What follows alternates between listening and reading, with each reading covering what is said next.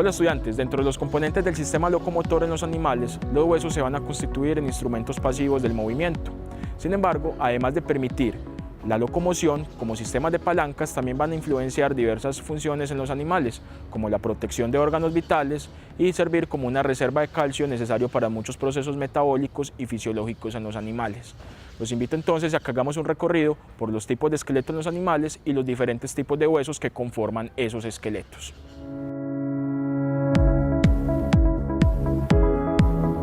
Sobre este modelo de esqueleto equino vamos a hacer las salvedades acerca de las características del esqueleto en los animales. Primero definamos qué es el esqueleto. El esqueleto se define como el conjunto ordenado de los diversos huesos que conforman un animal. Ese conjunto ordenado está formado a su vez por estructuras de tejido conectivo que dan lugar a articulaciones. Hay articulaciones móviles y hay articulaciones inmóviles en los animales.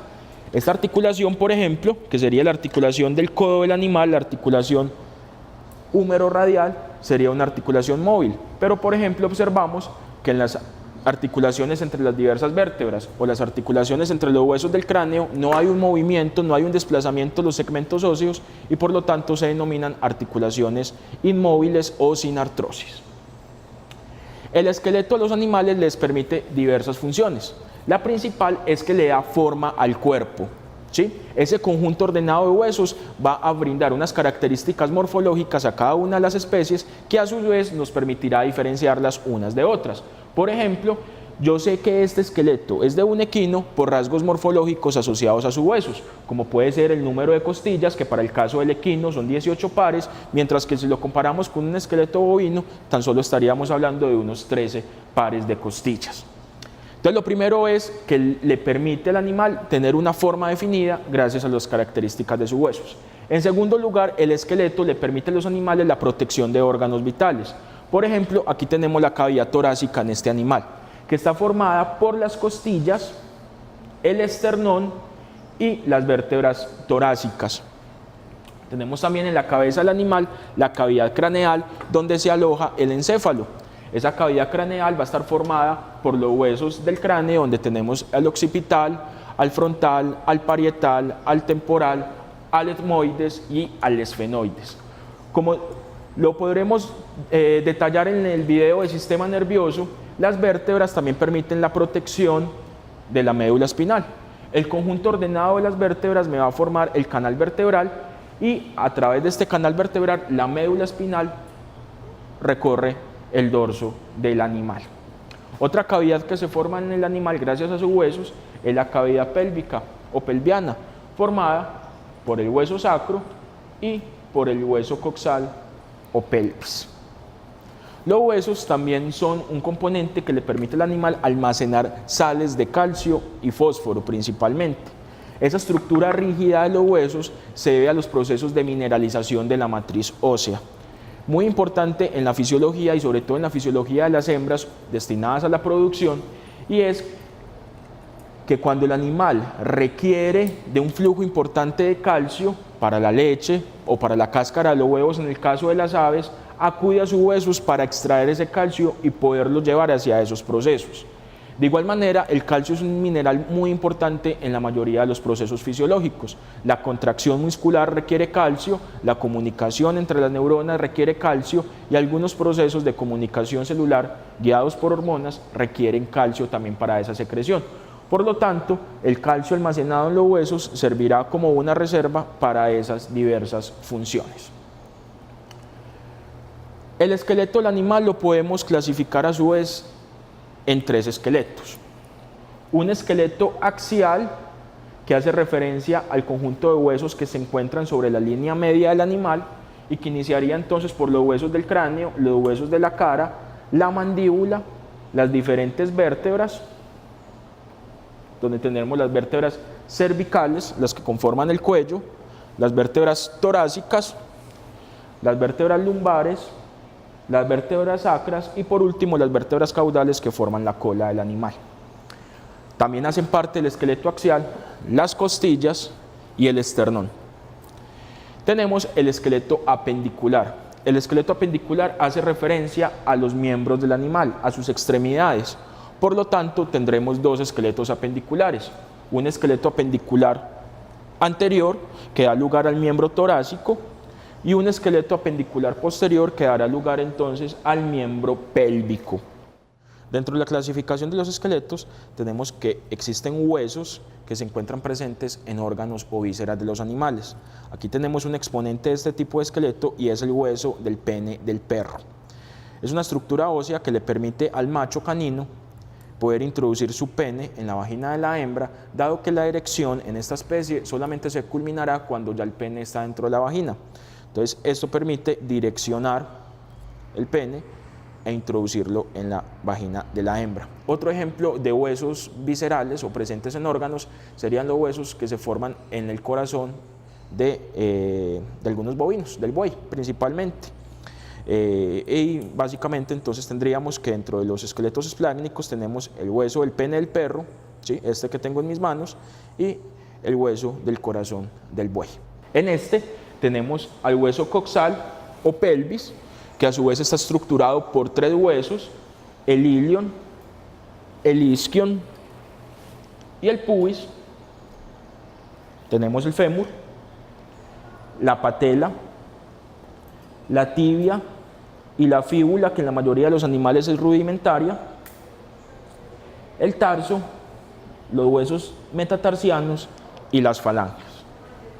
En el esqueleto apendicular anterior o miembro torácico estará formado por la escápula, el húmero, el radio y la ulna, los huesos del carpo, los huesos metacarpianos y las falanges. En el tejido óseo podemos identificar 2 componentes de manera macroscópica. Podemos identificar el hueso compacto, ¿sí? Y también podemos identificar el hueso esponjoso, que visualmente lo vemos justamente así, como una esponja, ¿sí? En el hueso esponjoso se están dando los procesos de osificación. Allí hay una alta actividad celular que permite la creación de matriz ósea que posteriormente será mineralizada. Y asimismo en las estructuras, en esos poros de ese hueso esponjoso, en esas estructuras que se llaman directamente formadas por trabéculas, van a haber también una alta actividad hematopoyética, es decir, formación de células sanguíneas. En este espacio que vemos aquí, en la diáfisis de este hueso, encontramos la cavidad medular. Esta cavidad medular consiste entonces en la presencia de la médula ósea. En la médula ósea, mediante unas células que se llaman células hematopoyéticas, a partir de una célula madre o hemocitoblasto, se van a dar entonces los procesos relacionados con la proliferación y división de células que posteriormente saldrán hacia la sangre, como glóbulos rojos, glóbulos blancos y trombocitos o plaquetas. Los huesos no son estructuras entonces muertas, si bien los vemos aquí como unas estructuras rígidas, en el animal in vivo tuvieron una alta actividad fisiológica, fueron muy importantes para la fisiología de los sistemas circulatorio y propiamente dicho para los sistemas musculoesqueléticos. Aquí se detalla la presencia de un agujero denominado agujero nutricio. A través de estos agujeros nutricios entran y salen vasos sanguíneos y nervios que contribuirán entonces a la fisiología del hueso. Los huesos largos son los de una mayor actividad estructural y funcional en los animales. Estructural porque son aquellos que principalmente soportan el peso del animal y están principalmente ubicados en las extremidades de este, permitiendo a su vez la locomoción. Y funcionalmente porque son los huesos que presentan una mayor actividad hematopoyética y son aquellos que constituyen una mayor reserva de minerales. Los huesos largos, como este, que tenemos un fémur de un bovino y aquí tenemos un húmero, se caracterizan porque la longitud predomina sobre las demás dimensiones.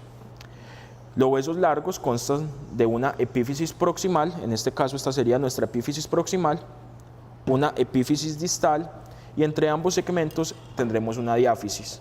Generalmente los huesos largos también presentan unas estructuras articulares redondeadas que se denominan cabezas. Por ejemplo, esta correspondería con la cabeza del fémur y esta sería entonces respectivamente la cabeza del húmero. Continuando con la clasificación de los huesos, nos vamos a encontrar con los huesos planos. Aquí tenemos entonces una escápula de un bovino y tenemos una costilla también de un bovino. Como pueden apreciar en los huesos planos, la longitud puede predominar, pero el grosor de los huesos es escaso y por esta razón se denominan planos. Son huesos que también tienen una alta actividad hematopoyética. De hecho, en los animales, una vez nacen, la actividad hematopoyética se restringe principalmente a la médula ósea contenida en los huesos largos que acabamos de apreciar y en los huesos planos como estos. ¿Sí? Estos huesos planos principalmente se encuentran formando cavidades. Por ejemplo, las costillas y la escápula ayudan a la formación de la cavidad torácica en el animal, donde se van a encontrar protegidos los órganos respiratorios y el corazón. En los huesos cortos tenemos que todas las longitudes son muy similares entre sí, o todas las dimensiones, perdón, de los huesos. Son huesos ligeramente entonces de una forma cúbica.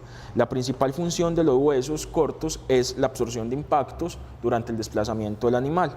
Aquí tenemos, por ejemplo, el hueso carpo, que está formado por dos filas de huesos cúbicos, una fila proximal o primera fila del carpo y una fila distal o segunda fila del carpo. Luego aparecen unos huesos que no tienen forma definida y debido a esto justamente se denominan huesos irregulares. Los mejores exponentes de este tipo de huesos son las vértebras. Aquí tenemos dos tipos de vértebras, tenemos una vértebra cervical, ¿sí? Y tenemos un hueso que es el hueso sacro, que a su vez está formado por la fusión de las vértebras sacras. En este caso tenemos un hueso sacro de un bovino. Como pueden apreciar, no hay una forma característica o definida en estos huesos y debido a esto, insisto, se le denominan huesos irregulares. En las articulaciones y principalmente en aquellas articulaciones de alta movilidad aparecen unos segmentos óseos que se denominan huesos sesamoideos y que van a permitir el mantenimiento de las estructuras óseas y articulares en su sitio. Por ejemplo, aquí tenemos el hueso sesamoideo, esto es una patela, más conocida para nosotros como rótula. En anatomía el nombre correcto es patela, y esta patela, este hueso se desliza sobre la tróclea del fémur, manteniendo la estructura de los ligamentos de la rodilla en su sitio y limitando entonces los movimientos de esta articulación. Entonces los huesos que se encuentran en articulaciones ampliamente móviles se denominan huesos sesamoideos, y aquí tenemos uno de los principales huesos sesamoideos en la arquitectura anatómica del animal, que serían la patela o rótula, como se conoce mucho en la anatomía humana. Los huesos del cráneo contienen unas estructuras huecas que se denominan senos. Debido a esto aparecen una clasificación para los huesos que se denominan huesos neumáticos. A través de esos senos se permite la humectación del aire inspirado por el animal, también se reduce la presión que puede generar sobre la cavidad craneana, y la presencia entonces de esos espacios huecos óseos se denominan senos. Aquí tenemos entonces los senos frontales. Particularmente el hueso frontal es un hueso neumático. Habría que hacer la salvedad de que en las aves, como una adaptación al vuelo, sus huesos largos también constituyen huesos neumáticos. Entonces aquí tenemos los senos frontales.